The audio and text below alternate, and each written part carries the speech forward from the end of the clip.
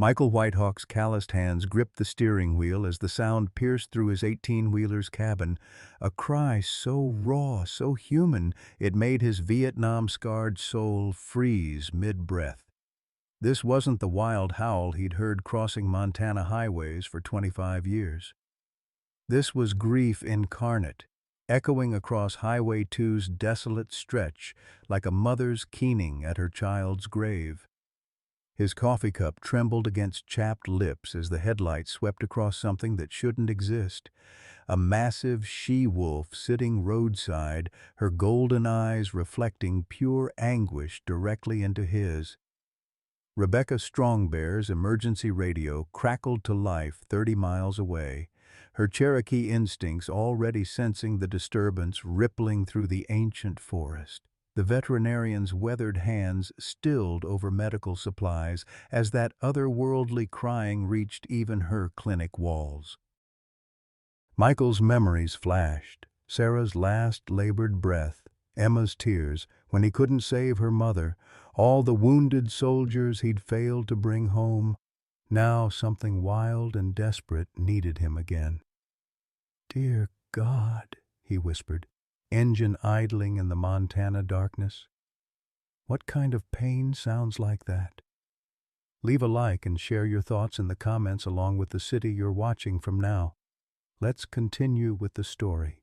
The Montana wilderness had shaped harder men than Michael Whitehawk, but tonight it was testing every ounce of strength he'd earned in 52 years of living. 25 of those years spent behind the wheel of this Peterbilt, crossing America's loneliest highways with nothing but CB radio chatter and memories of his late wife Sarah for company. Vietnam had taught him to compartmentalize pain, to function when others fell apart. Sarah's 3-year battle with cancer had nearly broken that training. His calloused hands bore the scars of both wars, shrapnel from Da Nang, and the deeper wounds from holding Sarah's hand as the morphine finally gave her peace.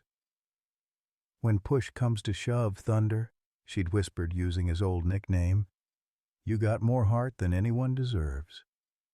3 years later he was still running from those words, hauling freight across 38 states because moving meant not thinking, not remembering the empty house in Pine Ridge he couldn't bear to face. The CB radio crackled with familiar voices from Highway 2's regular nighttime travelers, but Michael barely heard them. His Lakota grandfather's voice echoed instead. "Every creature's cry carries meaning, boy. Listen with your spirit, not just your ears." The old man had been gone 15 years, but his wisdom felt as present as the steering wheel beneath Michael's weathered palms.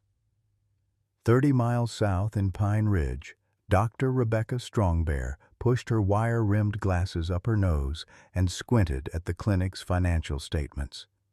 The numbers hadn't magically improved in the last hour. Foreclosure papers still sat beside her coffee cup, and the bank's final notice still promised to seize everything by month's end. Her Cherokee grandmother had always said money was just paper, but paper could destroy dreams faster than wildfire consumed prairie grass.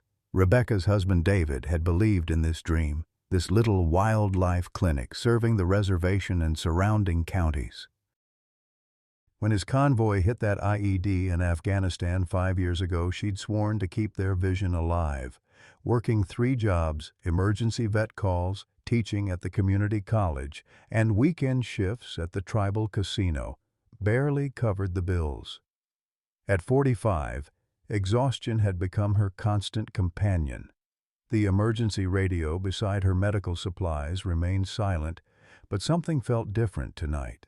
Her Cherokee blood carried instincts passed down through generations of healers, and those instincts were screaming warnings she couldn't interpret. She'd learned to trust these feelings during veterinary school, when professors dismissed intuition as unscientific. Experience had taught her that indigenous wisdom often saw what modern instruments missed. Back on Highway 2, Michael's daughter Emma filled his thoughts. 28 years old, working pediatric intensive care in Denver, brilliant and beautiful, like her mother. They'd barely spoken since Sarah's funeral, when grief made him sharp-tongued and impossible. Emma had tried reaching out, but pride was a stubborn companion. "That's the way the cookie crumbles," he'd mutter, whenever loneliness threatened to break his resolve to stay away. Tonight felt different, though. Tonight, something in that wolf's cry reminded him that some pain was too heavy to carry alone. Michael cut the engine and sat in the sudden silence, diesel fumes mixing with pine-scented mountain air through his cracked window. The she-wolf hadn't moved, her massive form silhouetted against his headlights like some ancient guardian waiting for judgment. In 30 years of night driving, he'd seen plenty of wildlife: deer frozen in terror, coyotes slinking away, even the occasional black bear. But this wolf wasn't exhibiting normal animal behavior.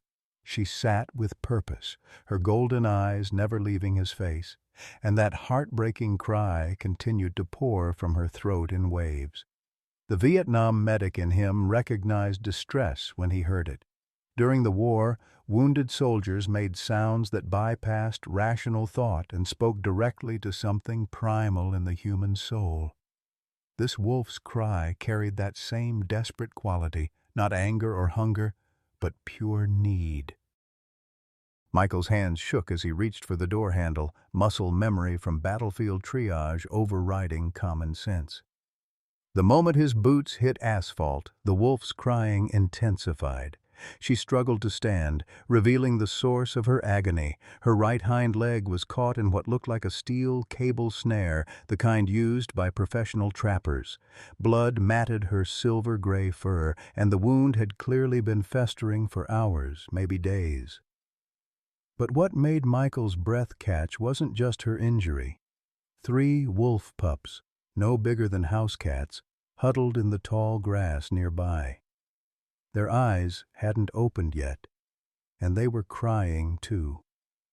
Thin, desperate mewling sounds that spoke of hunger and confusion. The mother had been caught while hunting to feed them, and now all 4 lives hung in the balance. "Easy, girl," Michael whispered, approaching with the slow, steady movements he'd used to comfort wounded soldiers. "Easy now. I'm not going to hurt you." The wolf's ears flicked forward at the sound of his voice. Her crying softened but didn't stop, and something in her gaze reminded Michael painfully of Sarah during those final hospital days, a mixture of desperate hope and resigned acceptance. This was a mother asking for help she couldn't provide herself. Michael pulled out his cell phone, squinting at the single bar of service. The veterinary emergency number Rebecca Strongbear had posted on every bulletin board from Pine Ridge to Great Falls was programmed into his contacts. He'd never used it, but truckers shared information like lifelines on these remote stretches.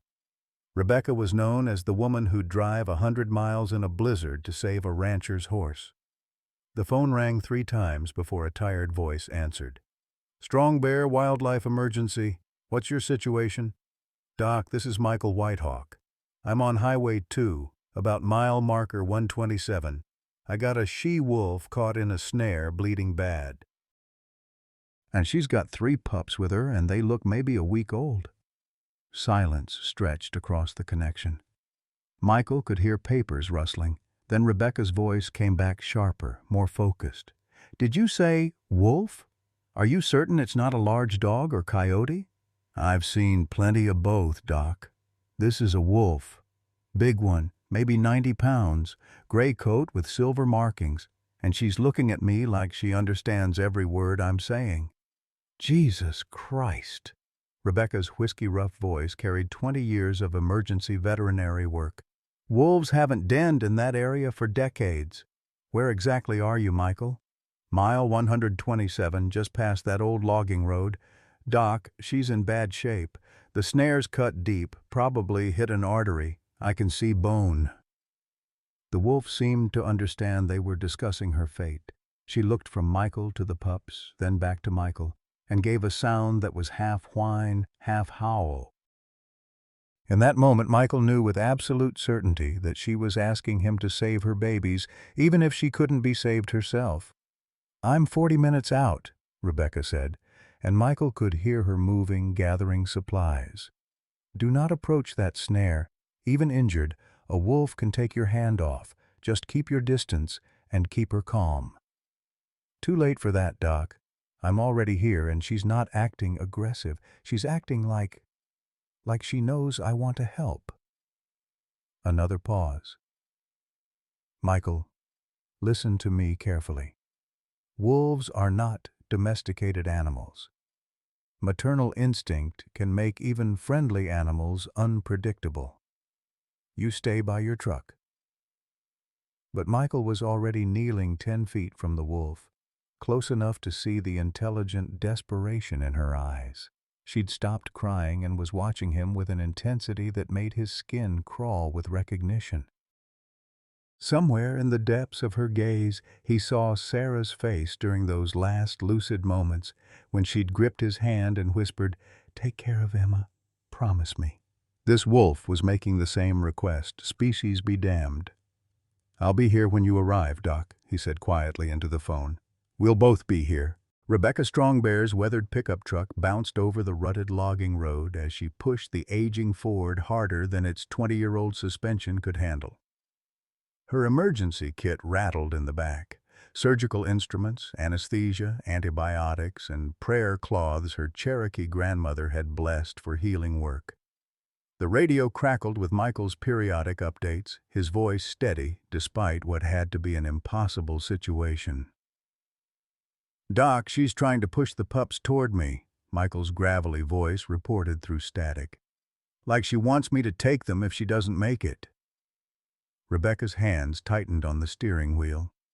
In 15 years of wildlife veterinary work, she'd seen maternal behavior in desperate situations, but wolves didn't typically display such complex reasoning around humans.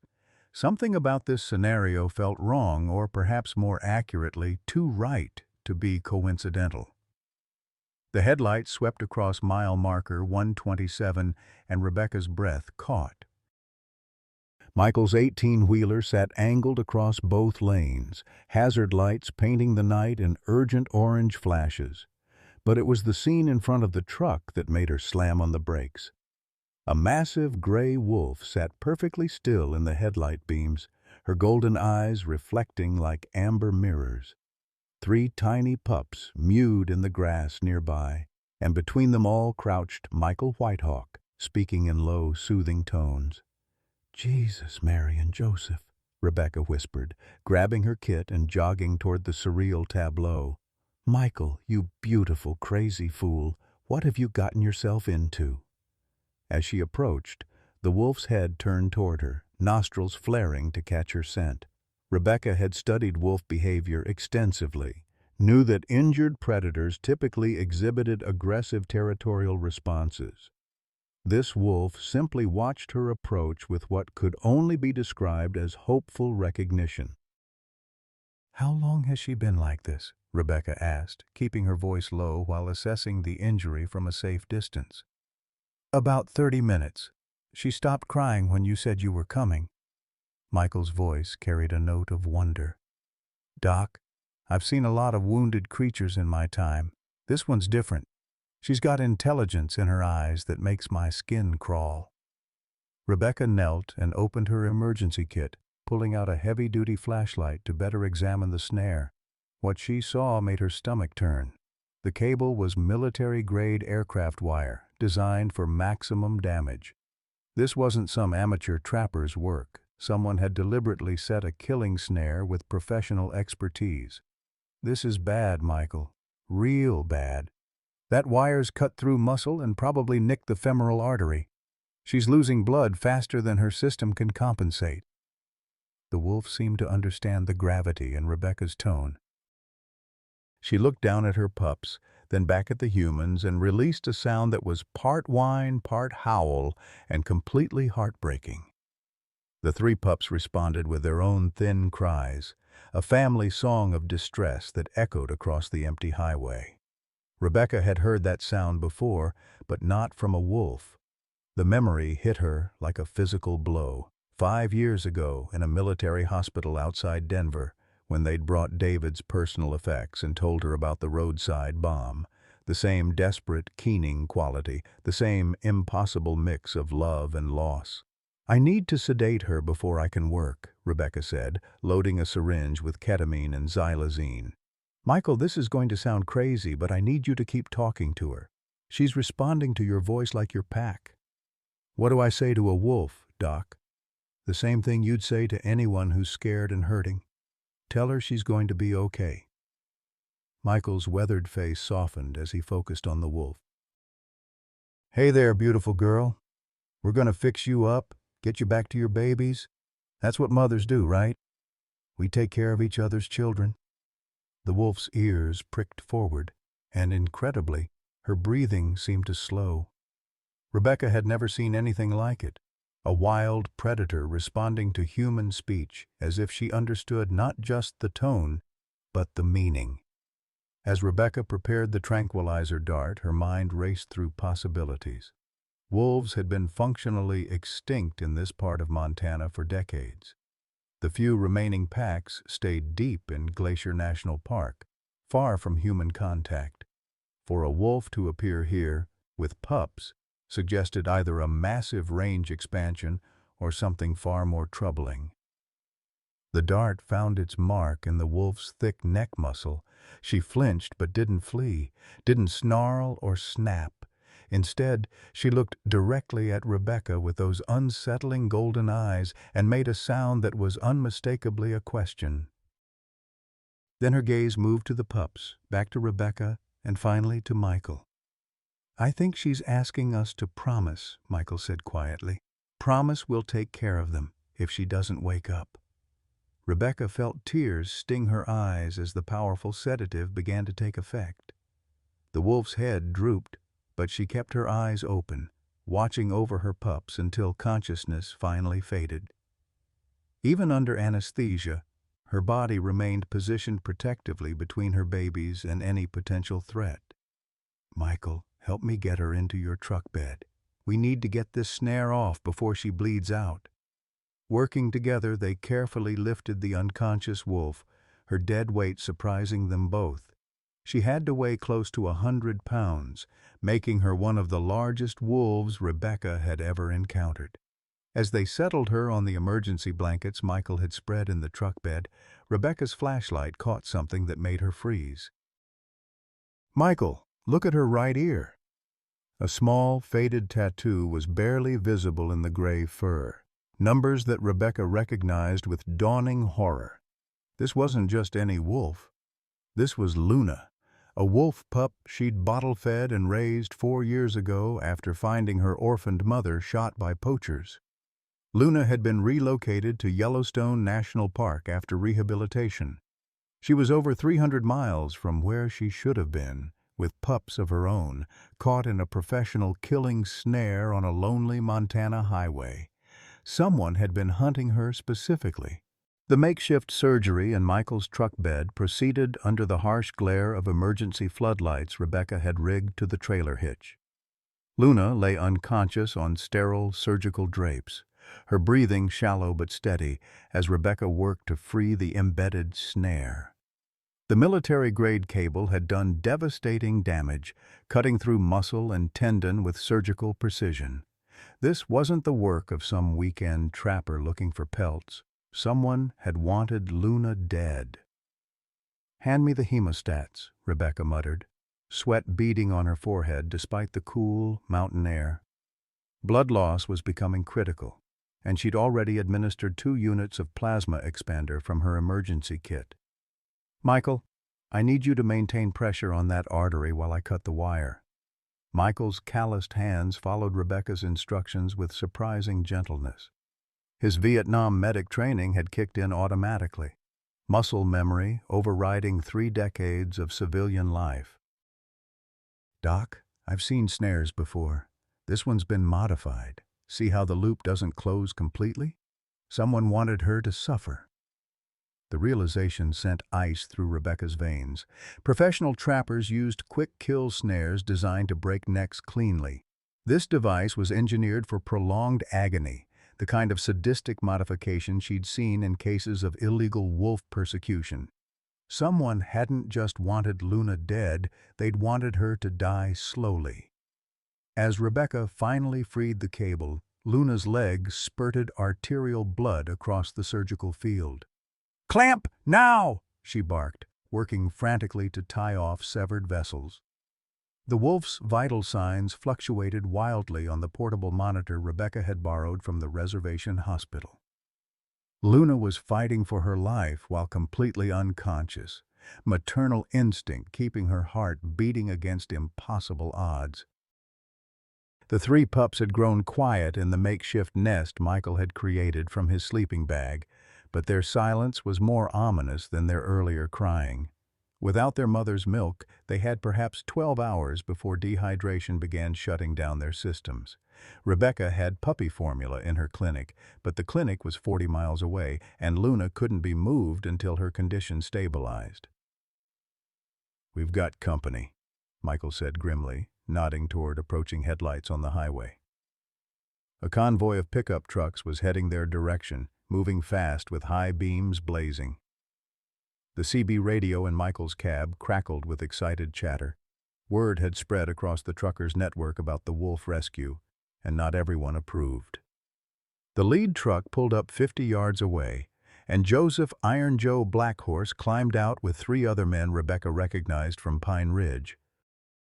Iron Joe was a respected elder on the tribal council, but grief had hardened him into something unrecognizable.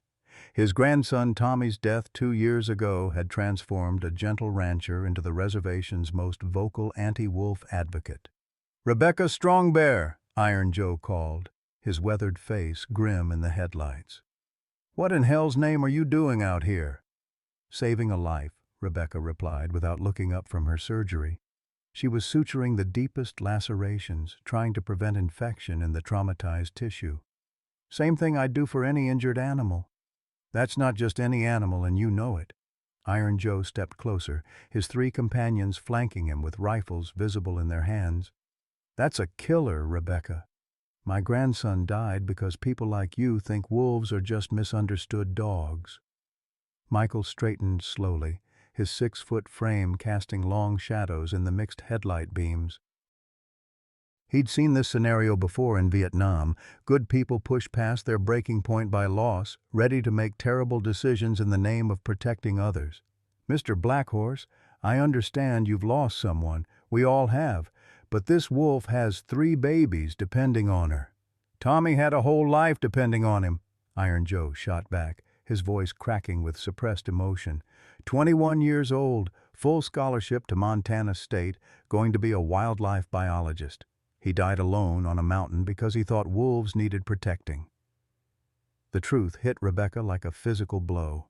She remembered Tommy Blackhorse, brilliant, passionate about wildlife conservation, one of the few Native American students in the veterinary program. His death had made headlines. "Local student dies in wolf research accident." She'd never connected him to Iron Joe. "Tommy was studying pack behavior for his thesis," Iron Joe continued, his weathered hands shaking with barely controlled rage. "Tracking this very pack, probably. Found him at the bottom of Eagle's Cliff with wolf tracks all around. Coroner said he fell running from them." Rebecca's surgical hands never paused, but her mind raced.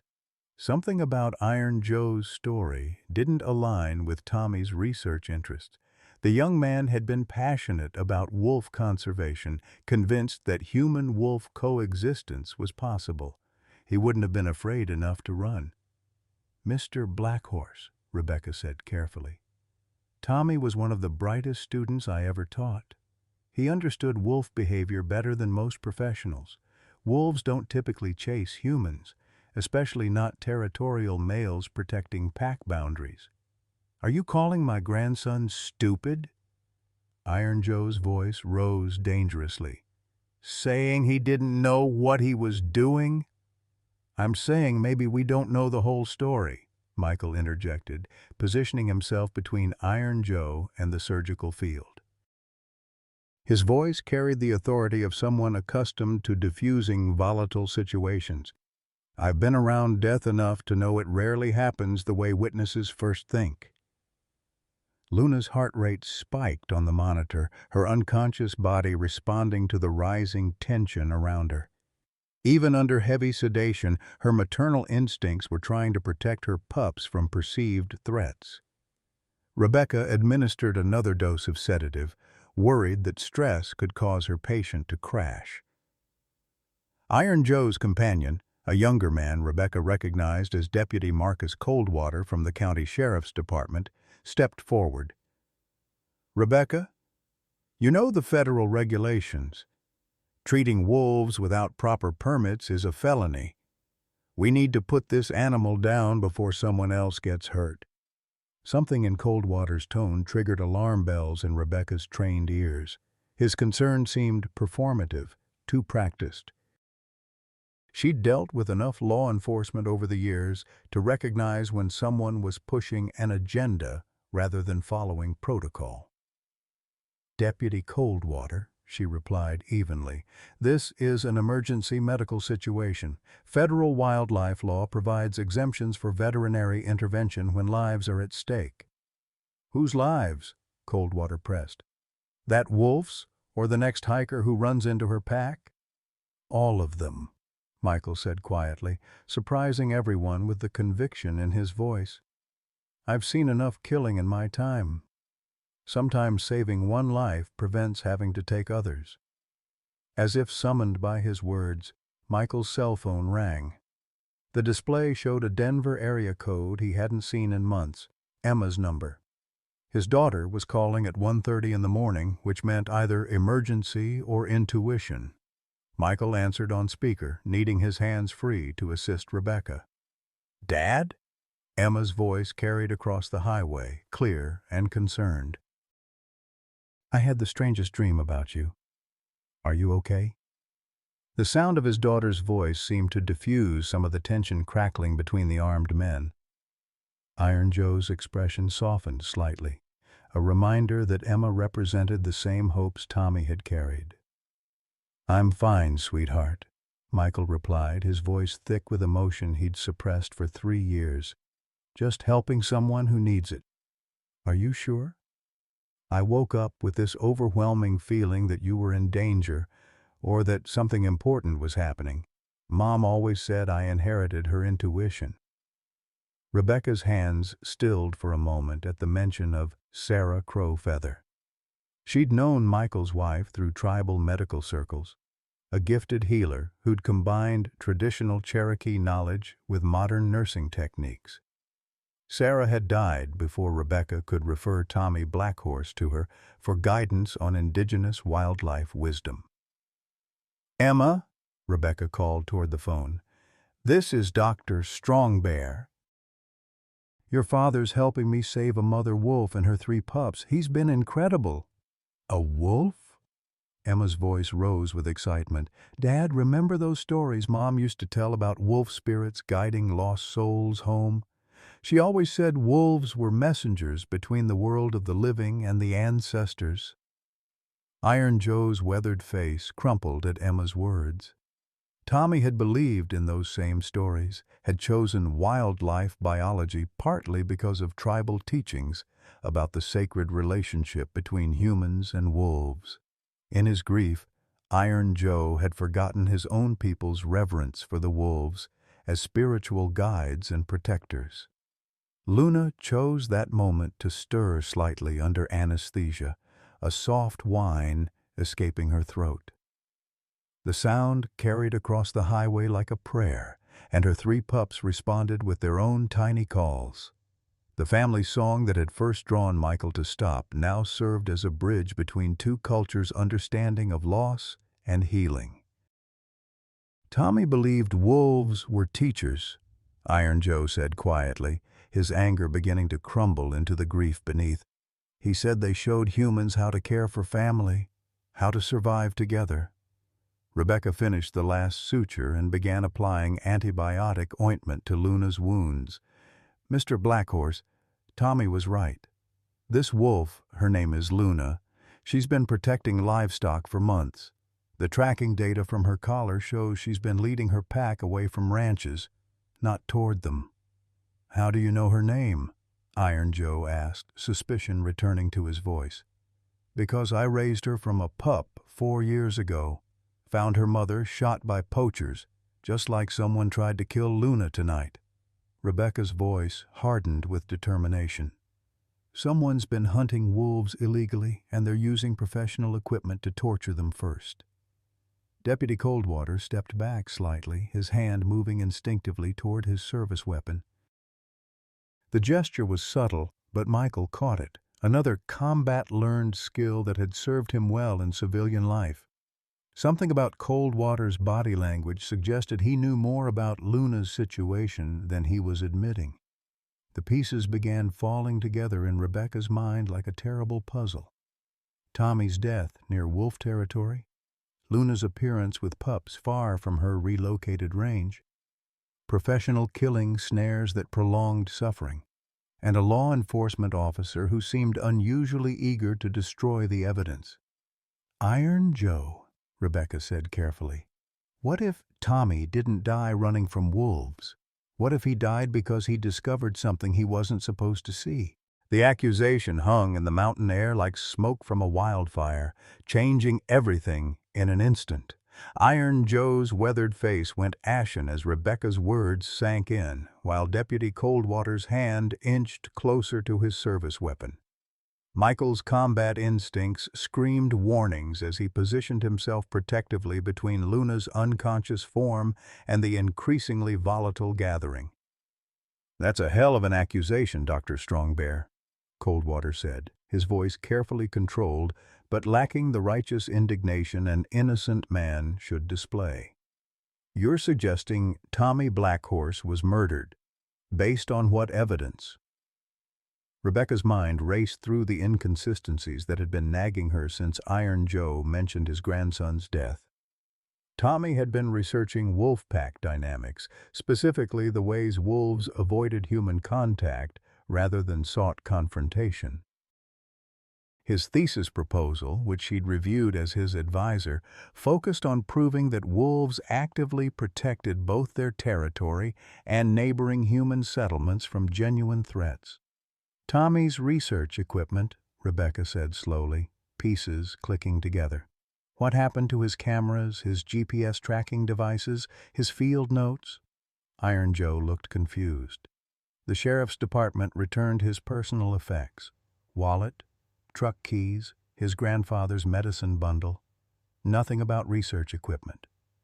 "Because there was no research equipment found at the scene," Coldwater interjected quickly. "Kid probably didn't have any with him. Just out hiking, got too close to a den site.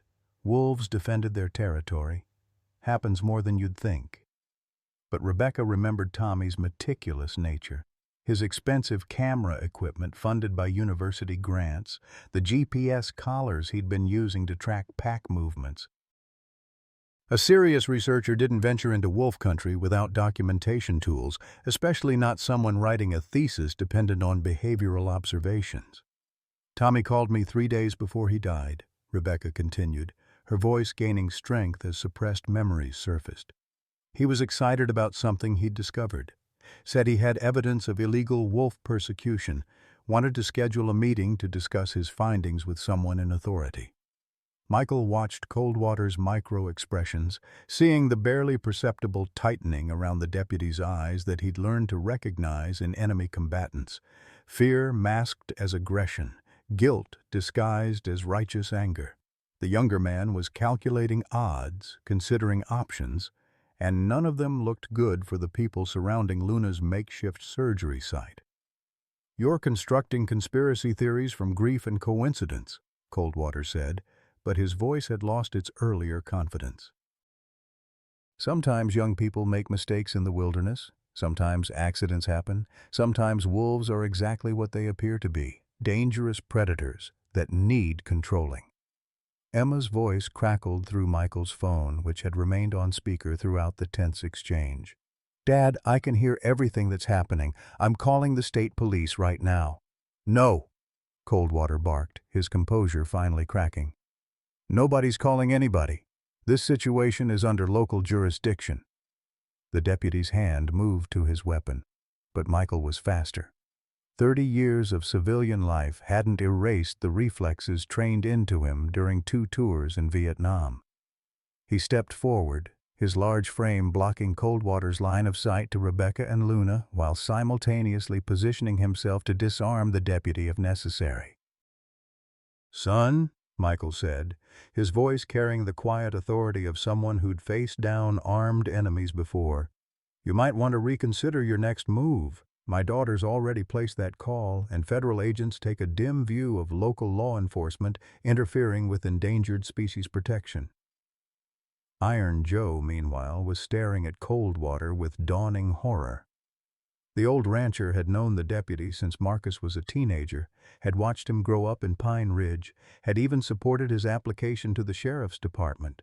But grief had a way of sharpening perception, and Iron Joe was finally seeing inconsistencies he'd been too bereaved to notice before. "Marcus," Iron Joe said quietly, "you were the first responder to Tommy's accident scene. You said you found him at dawn, but the coroner's report listed time of death around midnight. What were you doing out there so late?" Luna chose that moment to stir under anesthesia, her maternal instincts pulling her toward consciousness despite the powerful sedatives. Her breathing became labored as stress hormones flooded her system, and the heart monitor Rebecca had attached began beeping erratically. The 3 pups, sensing their mother's distress, began crying again with renewed urgency. "She's crashing," Rebecca announced, grabbing emergency medications from her kit. "Her blood pressure's dropping and she's going into shock. I need to get her to my clinic immediately or we're going to lose her and the pups." "Nobody's going anywhere," Coldwater said, drawing his service weapon and pointing it directly at Michael's chest. "This wolf dies here tonight, and anyone who tries to stop that happening might find themselves facing charges of interfering with a federal investigation." The deputy's mask had finally slipped completely. Whatever had driven him to set those professional killing snares, whatever secret Tommy Blackhorse had died protecting, Coldwater was willing to commit murder to keep it buried. His weapon trembled slightly in his hands, not from fear, but from the kind of desperate rage that made men do unforgivable things. Michael had seen that look before, in the eyes of soldiers pushed beyond their psychological breaking point. Coldwater wasn't just protecting a secret.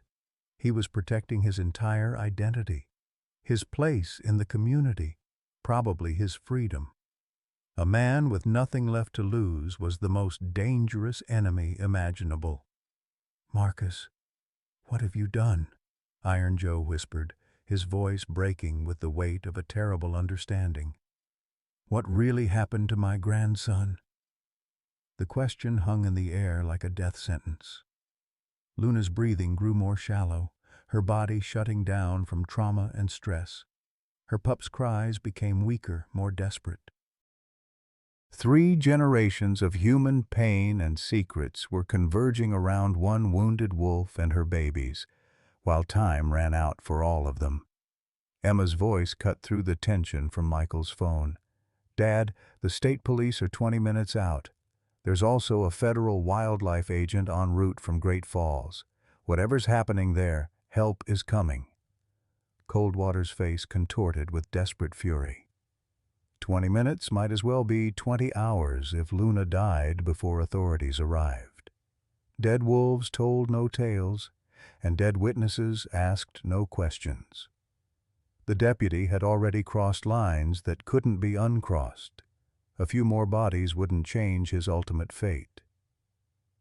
"You should have minded your own business," Coldwater said, his weapon trained on Michael's center mass.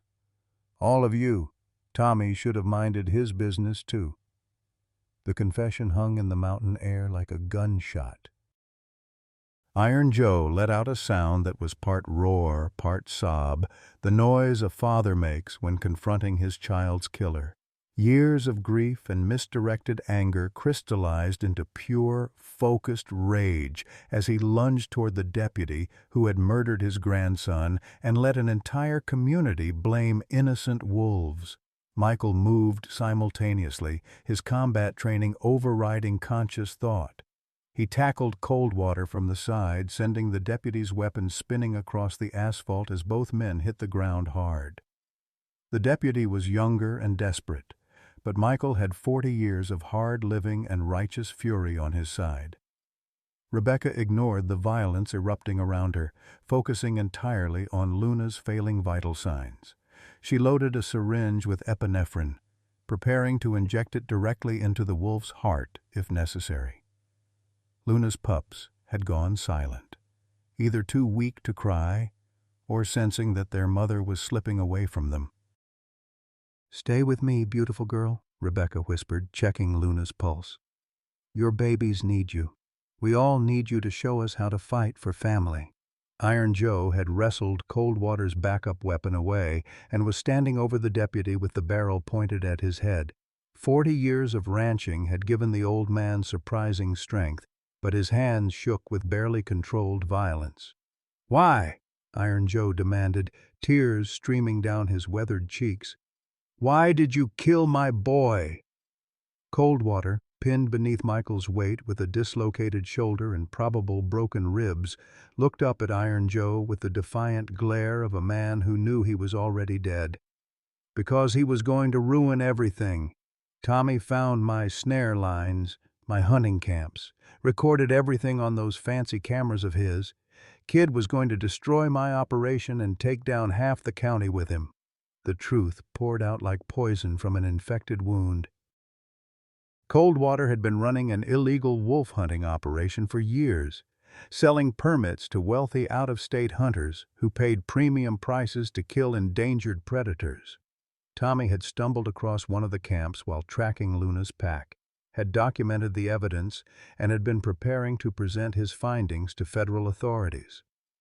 "I tried to reason with him," Coldwater continued, his voice taking on a pleading quality. "Explained how much money was coming into the county, how many local families depended on the hunting business, but Tommy wouldn't listen. Said the wolves had rights, said the whole ecosystem would collapse without predators." Michael pressed his knee harder into Coldwater's chest, feeling ribs creak under the pressure. "So you murdered him and made it look like an accident." "I followed him to Eagle's Cliff, tried one more time to make him see reason." "When he refused, when he threatened to call the FBI that very night." Coldwater's voice trailed off, but the implication was clear. Iron Joe's weapon wavered as grief overwhelmed rage. His grandson had died protecting the very wolves Iron Joe had spent 2 years trying to destroy. Tommy's last act had been an attempt to preserve the sacred balance their ancestors had understood, while Iron Joe had let grief blind him to traditional wisdom. Luna's heart rate spiked suddenly on the monitor, then flatlined. The wolf, who had survived illegal snares, blood loss, surgery, and human violence, was finally losing her battle against trauma and stress. Her 3 pups, sensing their mother's distress, began crying with renewed desperation, thin, heartbreaking sounds that echoed across the highway like prayers for the dying. "No," Rebecca whispered, beginning emergency CPR on Luna's chest. "Not like this. Not after everything." Emma's voice crackled through Michael's phone, though none of them were listening anymore. "Dad, the police are 5 minutes away. I can see their lights on the highway camera feeds. Hold on." But 5 minutes might be too late for Luna, too late for her pups, too late for all of them to find redemption in this night of violence and revelation. Iron Joe stood over his grandson's killer with a loaded weapon, while Michael held down a corrupt deputy who had destroyed an entire family's faith in justice. Rebecca fought to restart a wolf's heart, while her babies cried for their dying mother. The mountain night that had begun with one wolf's cry for help had become a symphony of loss, rage, and desperate hope. 3 pups who had never seen daylight might lose their mother before sunrise. A grandfather's grief had been transformed into the terrible knowledge that he'd blamed innocence for his grandson's murder.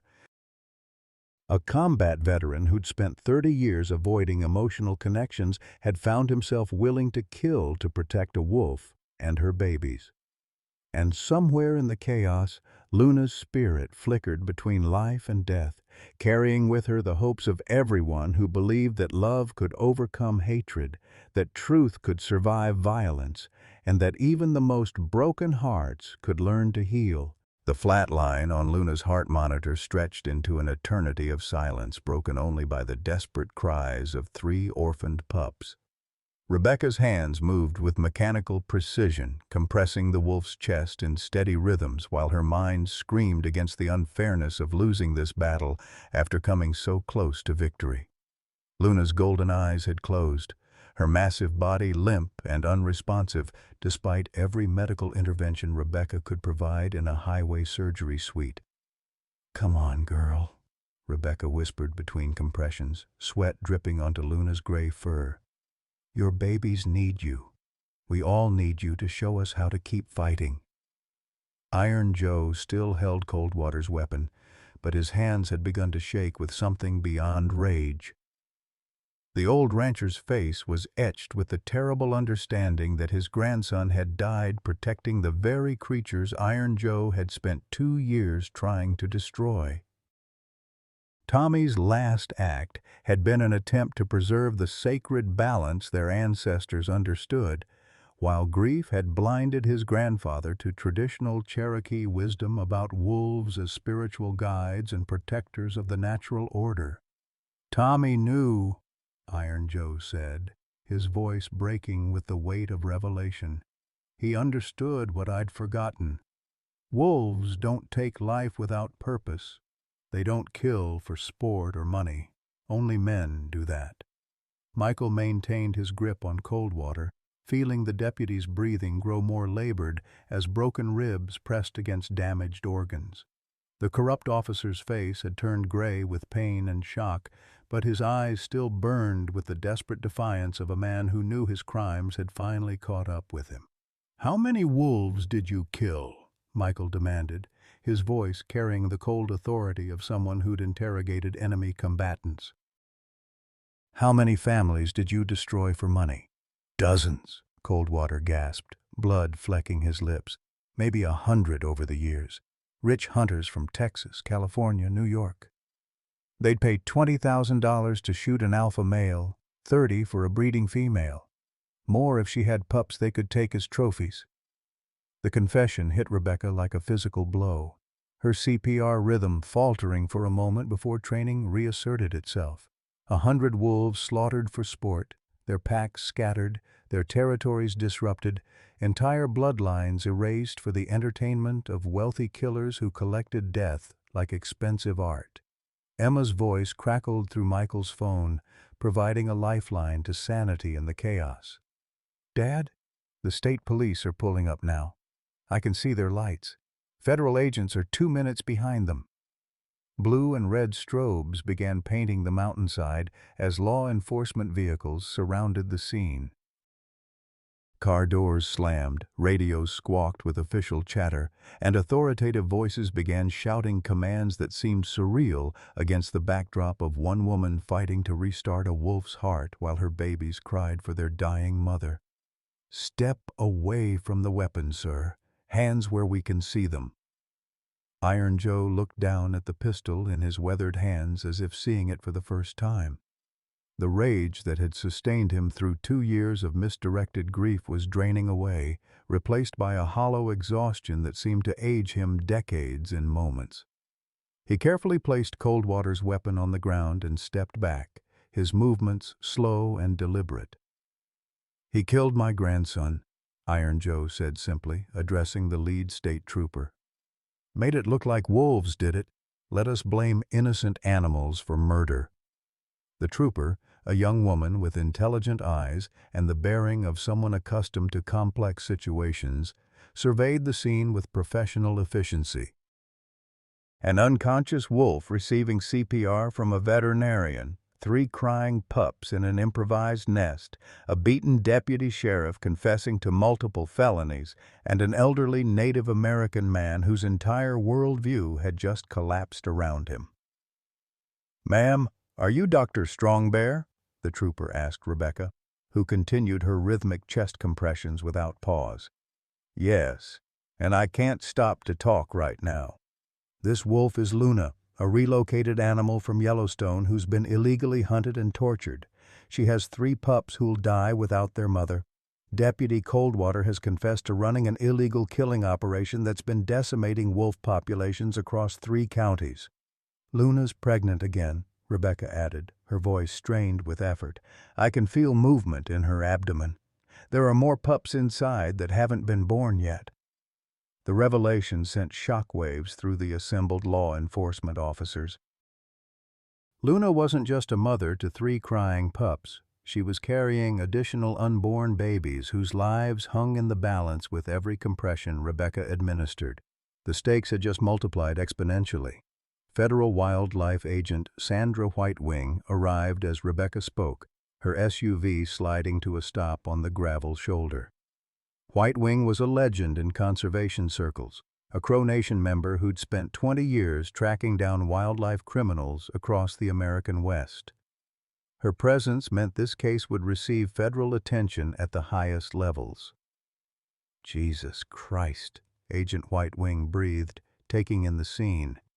Is that Luna from the Yellowstone relocation program? She's supposed to be 300 miles south of here. Someone's been hunting relocated wolves specifically? Rebecca gasped between compressions. Luna was caught in a professional killing snare, the kind designed for maximum suffering. Her mate and the rest of her pack are probably dead. Luna's body suddenly convulsed, her chest heaving as involuntary reflexes kicked in. The heart monitor registered a weak, irregular rhythm, not strong enough to sustain life, but evidence that some spark still flickered in the wolf's massive frame. Rebecca grabbed a syringe of epinephrine and injected it directly into Luna's heart, praying for the miracle that would save not just 1 life, but potentially 7. She's fighting, Rebecca whispered, tears streaming down her face as Luna's heartbeat strengthened slightly. She's still fighting for her babies. The 3 visible pups seemed to sense their mother's struggle, their cries taking on a different quality, less desperate, more encouraging, as if they were calling her back from whatever dark place her spirit had traveled. Iron Joe found himself kneeling beside the makeshift surgical area, his weathered hands hovering over the pups as ancestral instincts overrode years of misplaced hatred. In Cherokee tradition, Iron Joe said quietly, wolves are messengers between the world of the living and the world of spirits. My grandson understood that. He died trying to protect these messengers, and I've spent 2 years trying to destroy them. Agent Whitewing was photographing evidence while simultaneously coordinating with multiple law enforcement agencies via radio. Coldwater's confession had opened a criminal investigation spanning 3 states, involving wildlife trafficking, conspiracy, murder, and corruption at multiple levels of local government. The deputy's illegal hunting operation had tentacles reaching into the highest levels of Montana politics. Dr. Strongbear, Agent Whitewing called. I need you to know that Luna's tracking collar has been recording data for months. If she's been protecting livestock rather than threatening it, we'll have GPS evidence to prove it. Your patient might be the key witness in the biggest wildlife crime case in federal history. Luna's heart rhythm continued to strengthen and her breathing became less labored. The epinephrine was working, pulling her back from the edge of death through pure chemical intervention, and whatever maternal will kept her fighting for her unborn babies. Rebecca checked the wolf's pupil response with her penlight, relieved to see normal reactions. Michael, Rebecca said, her voice hoarse from emotional exhaustion, I need you to help me get Luna to my clinic. She needs blood transfusions, IV antibiotics, and surgical intervention for the unborn pups. We're not out of the woods yet. Emma's voice crackled through the phone again. Dad, I'm driving up from Denver. I'll be there in 6 hours with additional medical supplies and a portable ultrasound machine. Tell Dr. Strongbear that Children's Hospital is donating whatever she needs. The 3 visible pups had exhausted themselves crying and were now huddled together in Michael's sleeping bag, their tiny bodies generating barely enough heat to survive the mountain night. Iron Joe gently lifted the improvised nest, cradling the babies with surprising tenderness for someone who'd spent 2 years advocating for their species' elimination. "These little ones need bottle feeding every 2 hours," Iron Joe said, his voice carrying new purpose. "My late wife raised orphaned calves. Can't be much different." As state troopers loaded Coldwater into an ambulance under heavy guard, Agent Whitewing approached Iron Joe with a tablet displaying GPS tracking data from Luna's collar. The map showed months of movement patterns that told a story completely opposite to everything the community had believed about local wolf behavior. "Mr. Blackhorse," Agent Whitewing said gently, "your grandson was right. Luna's pack has been actively protecting livestock, not threatening it. They've been intercepting coyote packs, mountain lions, and even illegal hunters who were the real threats to local ranches." The truth hit Iron Joe like a physical blow, but this time it carried healing rather than destruction. Tommy had died defending creatures who were themselves protecting the community that had turned against them. The wolves hadn't been the enemy, they'd been guardians that humans were too blind with fear and prejudice to recognize. Luna stirred slightly, her golden eyes fluttering open for the first time since the surgery began. She looked directly at Rebecca, then at the bundle Iron Joe held containing her 3 pups. Her tail moved in the faintest suggestion of a wag, recognition, gratitude, and an acknowledgement that these humans had proven worthy of trust. The truth revealed in Luna's GPS tracking data spread through Pine Ridge like wildfire, transforming 2 years of community anger into shame and disbelief. Agent Whitewing's laptop displayed months of movement patterns that painted a picture completely opposite to everything residents had believed about local wolf behavior. Luna's pack hadn't been stalking livestock or threatening humans. They'd been serving as an early warning system, intercepting genuine threats before they could reach populated areas. "Look at this pattern from 3 months ago," Agent Whitewing explained to the assembled crowd of ranchers, law enforcement, and tribal council members who'd gathered at Rebecca's clinic. Luna's pack intercepted a mountain lion that was tracking toward the Henderson Ranch. They drove it back into the wilderness before it could reach the cattle.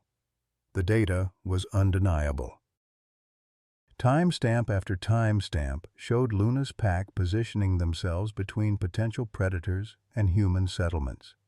They'd confronted coyote packs that were actually killing chickens, chased off black bears approaching campsites, and even deterred illegal hunters who were poaching deer on private land. Iron Joe sat in stunned silence, cradling one of Luna's pups, who'd finally accepted a bottle of formula. The tiny wolf was barely larger than his weathered hand, but she nursed with fierce determination that reminded him painfully of his grandson Tommy's unwavering commitment to wildlife conservation. Every scientific principle Tommy had tried to explain, every argument about ecosystem balance that Iron Joe had dismissed as youthful idealism, was being proven correct by hard data. "My grandson knew," Iron Joe whispered, his voice breaking. "Tommy tried to tell me that wolves were protectors, not killers. He died trying to prove what Luna was already doing." Rebecca worked frantically over Luna's unconscious form, administering blood transfusions and monitoring the unborn pups through a portable ultrasound machine Emma had driven overnight from Denver. The images on the screen showed 4 additional pups, their tiny hearts beating steadily despite their mother's trauma. Luna was carrying 7 babies total, a massive litter that represented a significant genetic contribution to the struggling regional wolf population. "The unborn pups appear healthy," Rebecca announced to the gathered officials, "but Luna's blood pressure is critically low. She's lost too much blood, and the stress of everything that's happened is pushing her system beyond its limits." Michael stood guard at the clinic door, his truck parked strategically to block media vehicles that had begun arriving from Billings, Great Falls, and even Missoula.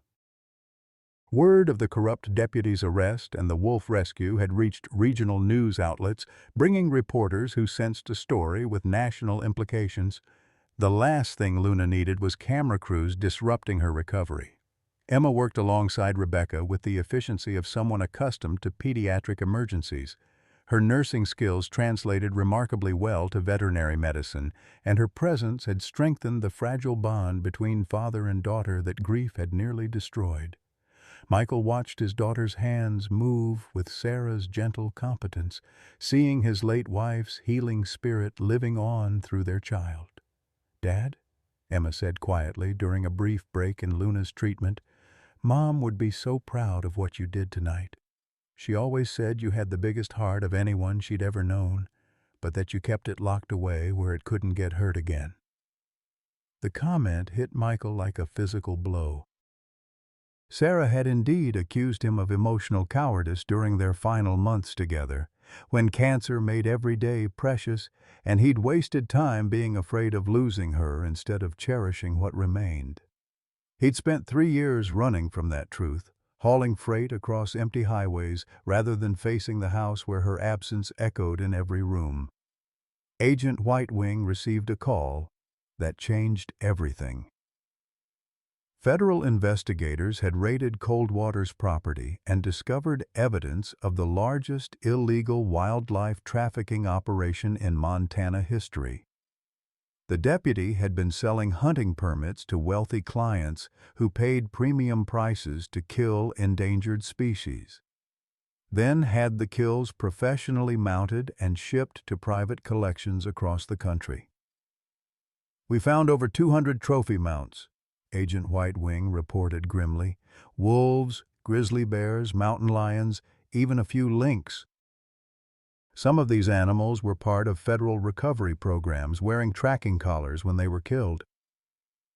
The scope of Coldwater's crimes was staggering.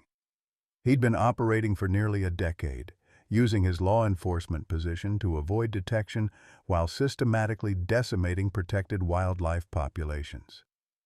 Tommy Blackhorse had stumbled across one of the deputy's hunting camps while researching wolf behavior, had documented everything with his university equipment, and had been murdered to prevent exposure of the operation.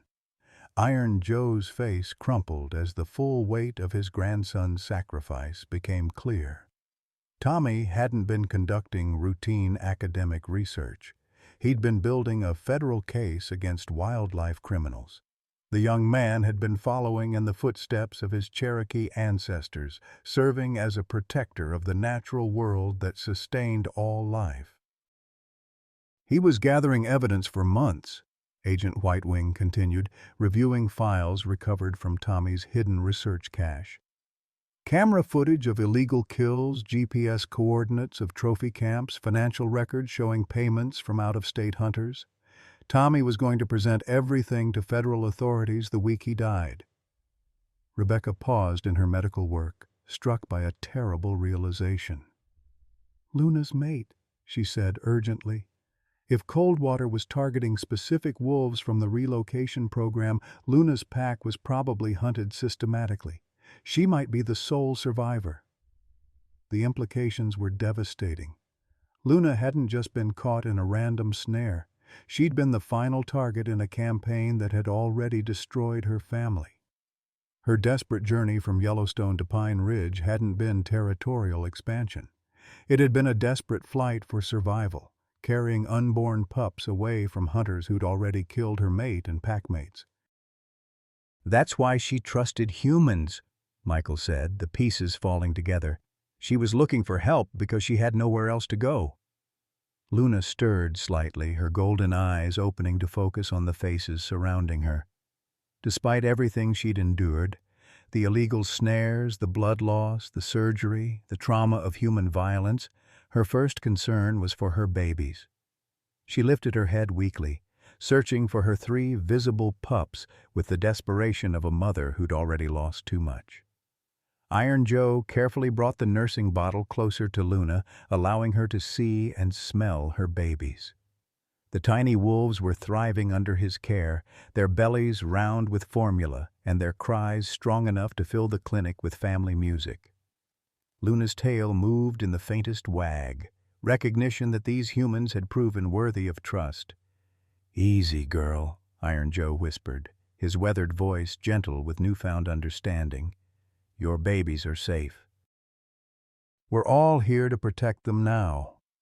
The irony wasn't lost on anyone present. The man who'd spent 2 years advocating for wolf elimination had become the primary caregiver for Luna's orphaned pups.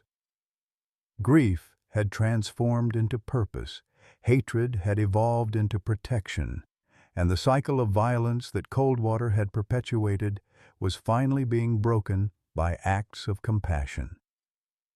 Emma's medical assessment revealed that Luna was stabilizing, but slowly. The wolf's body was fighting to recover from massive trauma while simultaneously supporting 4 unborn pups who needed every calorie their mother could provide. Recovery would be measured in weeks, not days, and would require around-the-clock care that exceeded Rebecca's clinic resources. "She needs constant monitoring," Emma explained to Agent Whitewing.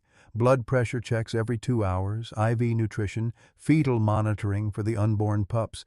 This is beyond what a small rural clinic can provide." The federal agent nodded grimly. Luna's survival had become a matter of national importance. As potentially the last surviving member of a carefully managed genetic line, she represented irreplaceable biological diversity.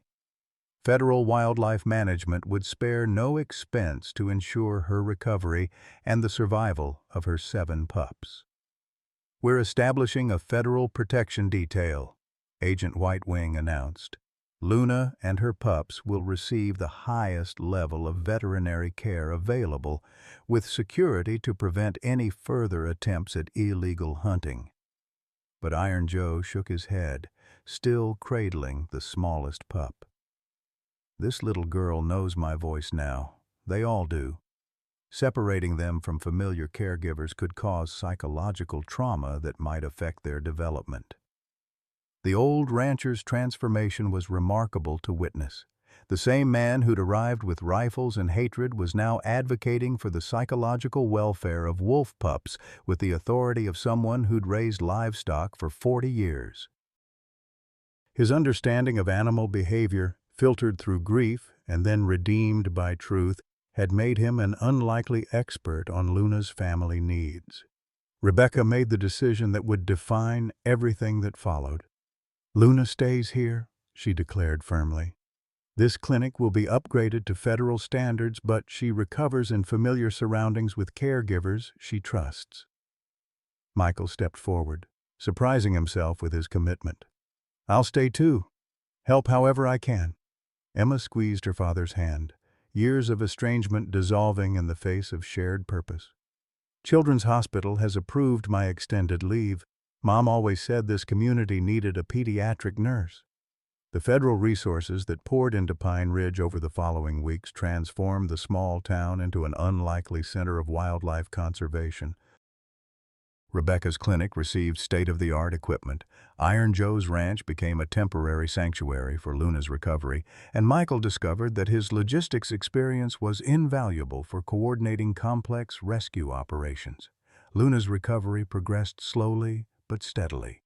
The 4 unborn pups were delivered via cesarean section after 2 weeks, bringing her total family to 7 healthy babies who would grow up knowing that humans could be protectors rather than predators. Iron Joe became their surrogate grandfather, bottle-feeding them around the clock and teaching them to trust human voices and gentle hands. The trial of Deputy Coldwater became a federal case that exposed corruption throughout Montana's wildlife management system. His conviction led to the largest financial recovery in wildlife crime history, with millions of dollars in fines and asset forfeiture funding conservation programs across the American West.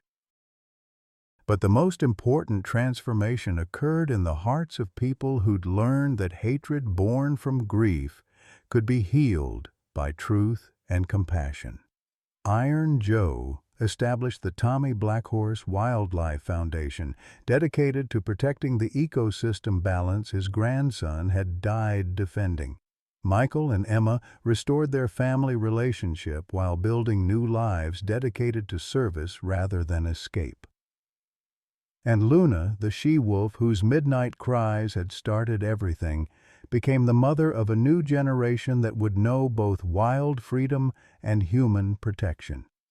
Her 7 pups would grow up as ambassadors between two worlds, carrying their mother's wisdom about the difference between enemies and friends. The lonely highway where Michael first heard Luna's desperate cries had become the starting point for healing that rippled across generations, species, and cultures. Sometimes, salvation came on 4 legs, with golden eyes and a heart bigger than human fears. Sometimes the wild called people home to who they were meant to be. 6 months after that night on Highway 2, Pine Ridge had transformed into something nobody could have imagined. The small reservation town that once struggled with unemployment and despair had become a model for wildlife conservation and community healing.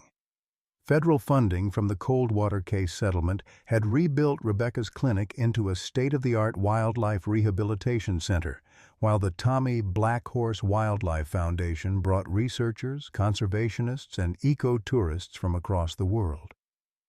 Luna padded through her spacious outdoor enclosure with the confident grace of a wolf who'd learned to trust again.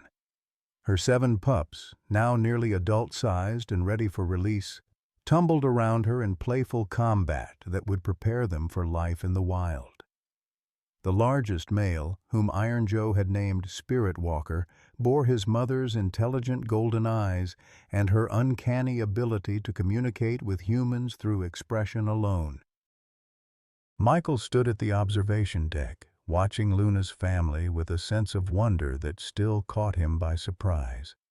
His 18-wheeler sat permanently parked behind the clinic, converted into a mobile veterinary unit that could respond to wildlife emergencies across 3 states. At 52, he'd discovered a purpose that made his years of highway wandering seem like preparation rather than escape. "She knows you're there," Emma said, joining her father at the observation window. His daughter had indeed moved to Pine Ridge permanently, establishing a pediatric clinic that served both the reservation and surrounding rural communities. Her engagement to Dr. James Crow Dog, a physician from the Tribal Health Service, had given Michael the son-in-law he'd never expected but immediately cherished.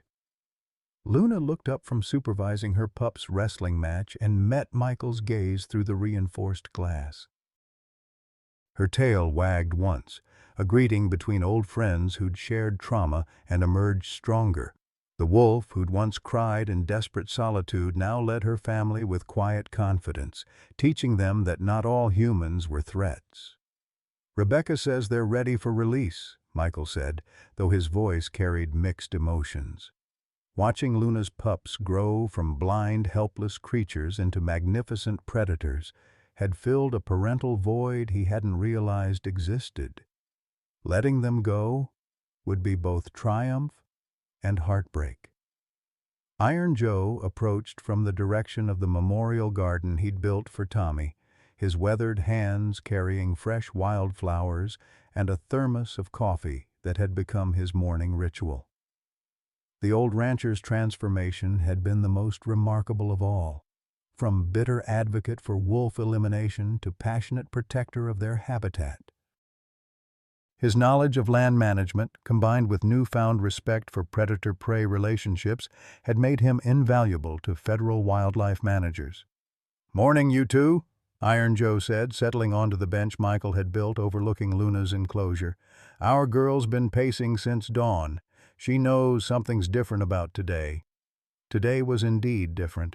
Federal wildlife agents would arrive to transport Luna and her family to a protected sanctuary in the Absaroka Mountains, where they'd live as wild wolves while remaining under discreet monitoring.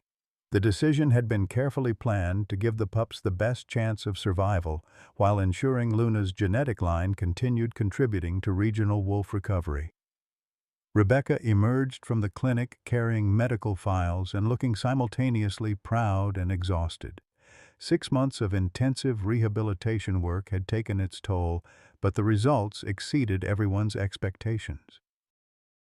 Luna's family represented the most successful wolf recovery case in Montana history, while the community transformation around their story had become a model studied by sociologists and conservation biologists across the country.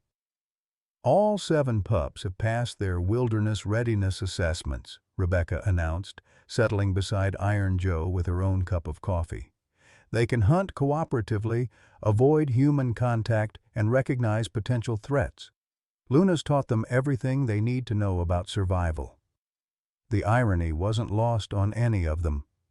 Luna, a wolf who'd learned to trust specific humans, had simultaneously taught her pups to remain appropriately wary of human contact in general. She'd passed on both survival skills and the wisdom to distinguish between friends and threats, a balance that would serve her family well in the wild. Emma's phone buzzed with a text message that made her smile. James says the community celebration is all set for tonight. The whole town wants to give Luna's family a proper send-off.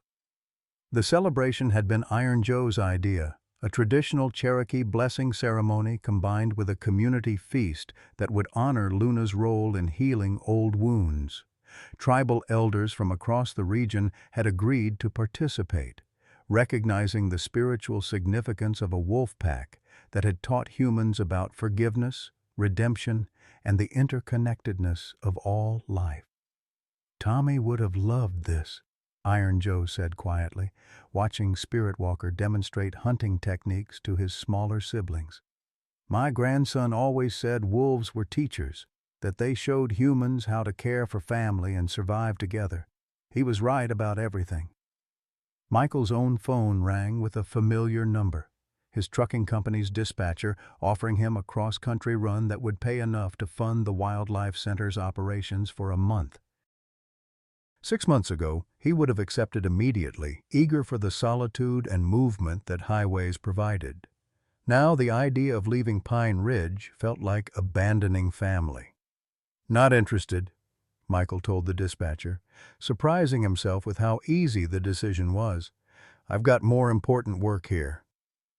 Agent Whitewing arrived as scheduled with a transport team that included veterinarians, biologists, and security personnel who would ensure Luna's family reached their new territory safely. The federal protection detail that had guarded them during recovery would continue in the wilderness, using remote monitoring to track their movements without interfering with natural behaviors. Luna's case has changed federal wildlife policy, Agent Whitewing explained to the assembled community members. Her story proved that individual animals can be ambassadors for their entire species, that conservation works best when communities are partners rather than adversaries. The loading process was carefully choreographed to minimize stress on Luna's family. Each pup was individually sedated and placed in specialized transport containers, while Luna remained conscious to provide reassurance through scent and sound. Her calm acceptance of the process spoke to the trust she'd developed in human caregivers over months of recovery. Spirit Walker was the last pup loaded, his golden eyes meeting Iron Joe's through the transport container's viewing window. The old rancher had bottle-fed this particular pup through pneumonia as a newborn, had taught him to trust gentle hands and kind voices. Their bond transcended species boundaries in ways that would have seemed impossible before Luna's arrival. "You remember what I taught you?" Iron Joe whispered, his weathered fingers pressed against the container's mesh. "Be brave like your mother. Be smart like your Uncle Tommy would have wanted. Take care of your family." Luna's transport container was loaded last, positioned where she could see and hear her pups during the journey.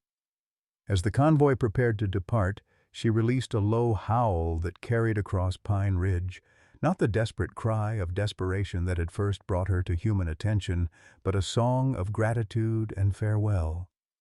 Her 7 pups answered from their containers, their voices joining hers in a harmony that spoke of family bonds strong enough to survive separation. The sound drew residents from across town, people who'd learned to hear hope rather than threat in wolf songs.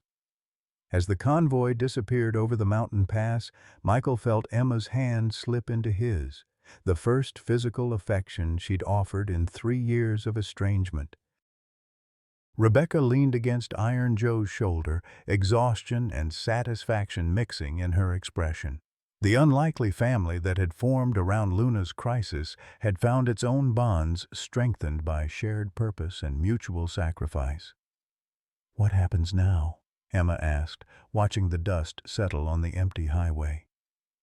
"Now we keep doing the work," Michael replied, surprising himself with his certainty. "Luna's family is just the beginning. There are other wolves out there who need protecting, other communities that need healing." Iron Joe nodded, understanding that Luna's legacy extended far beyond her own survival. The Tommy Blackhorse Wildlife Foundation had already begun expanding its mission, working with ranchers across the region to develop coexistence strategies that protected both livestock and predators. The model they'd developed in Pine Ridge was being replicated in communities across the American West. Rebecca's clinic had become a training center for veterinary students specializing in wildlife medicine, while Michael's mobile unit responded to emergency calls from 3 states. Emma's pediatric practice served as a community anchor, ensuring that human health needs were met alongside wildlife conservation goals. 6 months later, the first reports arrived from Luna's new territory.